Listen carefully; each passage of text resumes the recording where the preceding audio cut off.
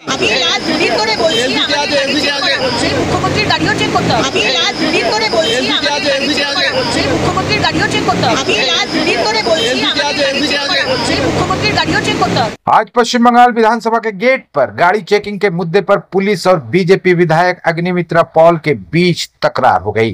BJP विधायक Agnimitra Paul अपनी car की चेकिंग नहीं करवाने पर अड़ गईं।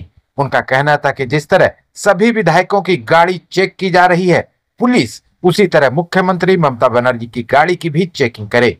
अग्निमित्रा पॉल ने आरोप लगाया कि विधानसभा में बीजेपी विधायकों के साथ दोहरा रवैया अपनाया जा रहा है। बीजेपी विधायकों को गाड़ी से बीजेपी के निशान वाले तमाम सामान हटाने के लिए कहा जाता है, जबकि टीएमसी के विधायकों की गाड़ी में ममता बनर्जी की बड़ी बड़ी तस्वीरें लगी होने के बावजूद उन्हें कोई नहीं रोकता है।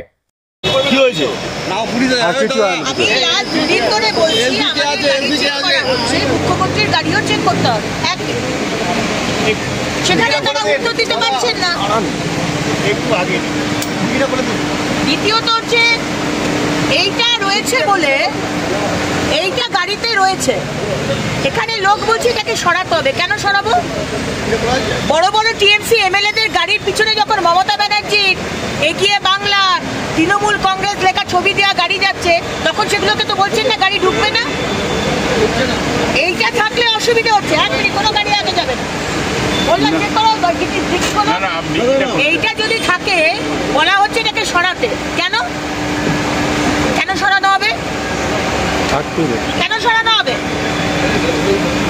টিএমসির গাড়ির এমএলএদের পিছনে বড় বড় করে ছবি থাকবে মমতা ব্যানার্জির আর টিএমসি, আর আমাদের একটা পদ্ম ফুলের ছবি থাকলে সেটাকে হাঁটাতে হবে। এই ধরনের দু রকমের নিয়ম চলছে এই পশ্চিমবঙ্গে। আর বিধানসভাতেও দু ধরনের নিয়ম। বিজেপির এমএলএদের কথা বলতে দেওয়া হবে না, মাইক বন্ধ করে দেওয়া হবে।